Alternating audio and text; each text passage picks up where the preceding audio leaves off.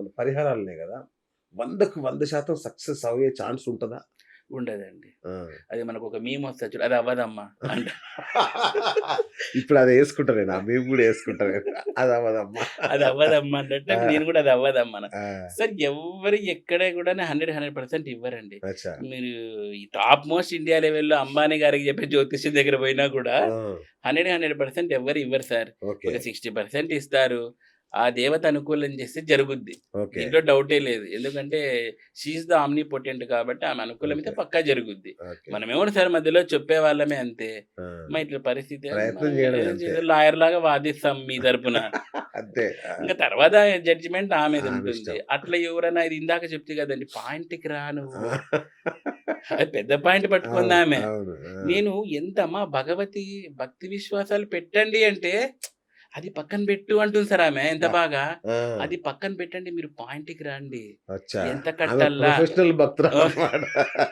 ఎంత కట్టల్లా కామాఖ్యలో ఆ! ఆ పాయింట్ మాట్లాడు. నువ్వు భక్తి విశ్వాసాల పాయింట్ పక్కకు పెట్టు అంటుంది. ఇంగ ఆమె ఎట్లా అబ్బబ్బబ్బా! చేయాలి వీళ్ళని?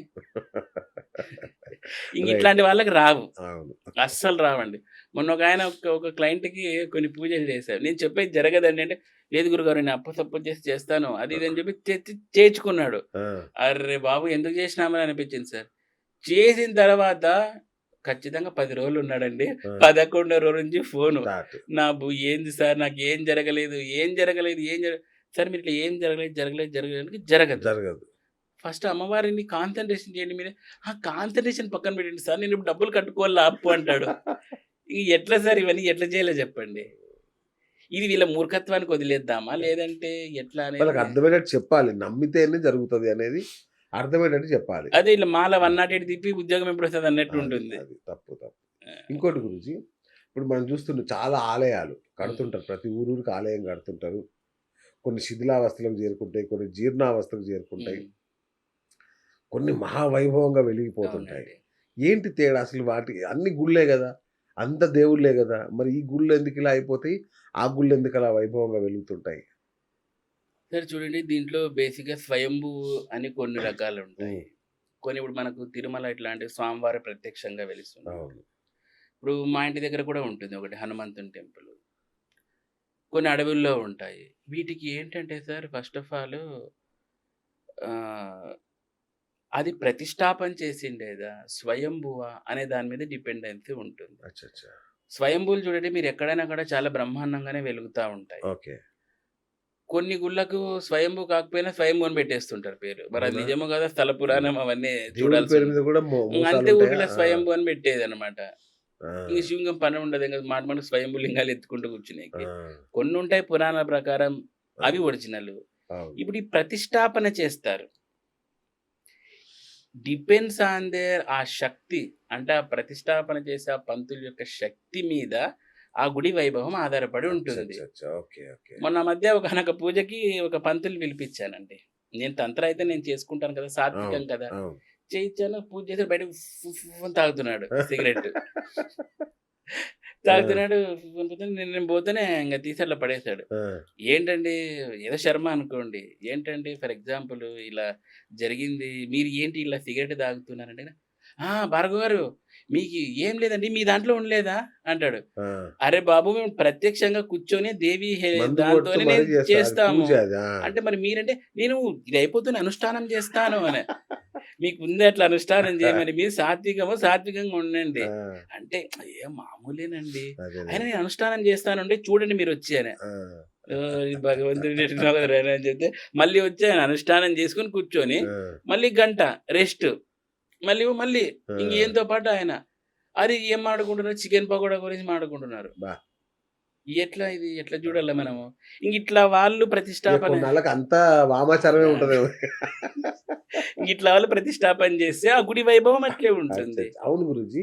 అసలు దేవుడే మనలో ఉంటాడు. మనుషులే దేవుడు. దేహమే దేవాలయం ఇలా చెప్తుంటారు గదా! హ్మ్. మరి ఈ గుళ్ళు, గోపురాలు ఇవన్నీ అవసరమా? సార్ దేవుడు చూడండి మనకు స్వామివారే చెప్పారు ఏమని, అదే శ్రీ మహాభక్త ప్రహ్లాదలో ఆ! ఇందుగలడు లేడని సందేహం వలదు. అవును. చక్రి సర్వోపగతుండని. అవును. ఇప్పుడు అన్ని చోట్ల ఉన్నా ఆయనకేమి పని పాట లేకుండా ఉండడండి. ఆ! ఎక్కడైతే మనము ఇన్వోక్ చేయగలిగే ఎనర్జీతో ఇన్వోక్ చేసినప్పుడే హ్మ్. ఆయన బయటపడతాడు. అవును. ఇప్పుడు చూడండి సార్, ఒక అగ్గిపుల్ల ఉంది. ఇప్పుడు ఇప్పుడు ఇక్కడంతా కూడాను ఎయిర్ ఉంటుంది. అగ్గిపుల్ల మండడానికి ఏదో సమ్ కైండ్ ఆఫ్ ఆ గాలి కావాలి, అవును. నైట్రోజన్, ఏదో అవును. సమ్ ఆక్సిజన్ ఇవన్నీ కావాలి అవును. గదా! సో, అక్కడ ప్రచోదనం అయినప్పుడే అది వెలుగుతుంది. అలాగే శక్తి కూడా విశ్వమంతా వ్యాపించి ఉంటుంది. ఎక్కడైతే అది ప్రచోదనం అయితుందో అక్కడ అది కాన్సంట్రేట్ కాబడుతుంది. కరెక్ట్. కరెక్ట్. అట్లా కాన్సంట్రేట్ అవ్వబడిన చోటనే మనకి ఈ క్షేత్రాలు ఇవన్నీ వెలిసాయి. ఓకే. కాబట్టి దేహమే దేవాలయం, వీడు స్నానం జేయడు. అవును. దేహమే అంతే దేవాలయం గదా! అంటాడు. అవును. వీడు ఇంక అస్సలు స్నానం జేయడు. నీ దగ్గర ఎంత ఇది పెట్టుకొని ఏం లాభము? నీకీ తపశ్చర్య ఏ చర్యలో అయినా కానీ దేహశుద్ధి అనేది ఇంపార్టెంట్. ఓకే. ఇంక దేహమే దేవాలయం కాన్సెప్ట్ నువ్వు ప్లకార్డ్ పట్టుకున్నా దేవుడు నీ దాంట్లో ఉండడు. హ్మ్. స్నానం చేయవు కాబట్టి. నువ్వు చేసే అంటే పాపాలు, నువ్వు చేసే ఇవన్నీ ఉంటాయి గదండీ సార్. ఇప్పుడు దుర్మార్గాలు. ఎంతోమంది గురువులు నంగనాచి కబుర్లు చెప్పే గురువులు ఎంతోమంది లోపల ఏమేమి గుడి వెనకాల వ్యవహారాలు చేస్తున్నారనేది ఎంతో మంది దగ్గర అవును. ఇన్ఫర్మేషన్‌లు కూడా ఉన్నాయి. అవును. హ్మ్. సో, కాబట్టి మీ ఇలాంటి దగ్గర వీడియోలు కూడా ఉన్నట్టున్నాయి కదా! నో, నో, నో, వీడియోలు కాదు. చెప్తున్నానండి. చూసా మీ వీడియో. అయ్యో బాబోయ్!